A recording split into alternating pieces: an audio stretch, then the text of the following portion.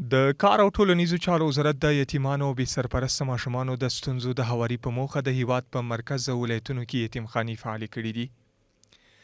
د دغه وزارت ویاند وایي اوس مهال د دغه وزارت په یتیمخانو کې 7,000 یتیمان او بې سرپرسته ماشومان ساتل کیږي. تقریبا 50 روزنتونونه چې د کار او ټولنیزو چارو وزارت اړوند دي او په دوی کې د 10 څخه زیات هغه روزنتونونه دي چې هلته یتیمې بې سرپرسته نجونو لپاره فعال شوي دي. هڅه دا ده چې دغه د نجونو روزنتونونه په نورو ولایتونو کې هم فعال شي. البته دغه روزنتونونه چې د نجونو لپاره دي د دوی ټول خدمات د میرمنو لخوا ورته وړاندې کیږي. د 7,000 څخه زیات یتیمې بې سرپرسته ماشومان په دغو روزنتونونو کې ترې ساتنه پالنه کیږي.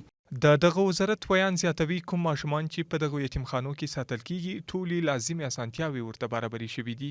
په دې روزنتونونو کې د دوی د تعلیم او تربیې ترڅنګ د دوی خوراک، صحت، د اوسېدنې ځای او ټول هغه موارد ته چې دوی اړتیا لري د کار او ټولنیزو چارو وزارت د بودیجې څخه ورته لګښتونه ورکړل شوي دي چې په دغو روزنتونونو کې د دوی تعلیم او تربیې ته ځانګړې پاملرنه کیږي.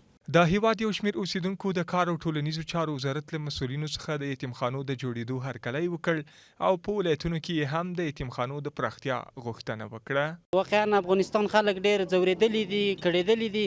د دوی سره لا همکاري وکړو په نورو ولایتونو کې هم دغه بخشونه جوړ کړي او بېضاعته بیچاره او غریب خلک او ماشومان پکې پرورش وویني. یعنې یتیمان هغه وخت کولی شي درس ووایي چې کله دوی ته یتیمخانې جوړې شي. یعنې بل څوک د دوی حق په سرپرستي په غاړه نشي اخیستلی.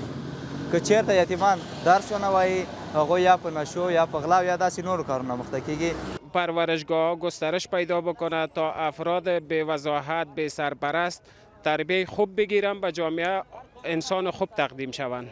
د هیواد یو شمېر اوسیدونکو د کار او ټولنیزو چارو وزارت له مسؤلینو څخه د یتیمخانو د جوړېدو هرکلی وکړ او په ولایتونو کې هم د یتیمخانو د پراختیا غوښتنه وکړه.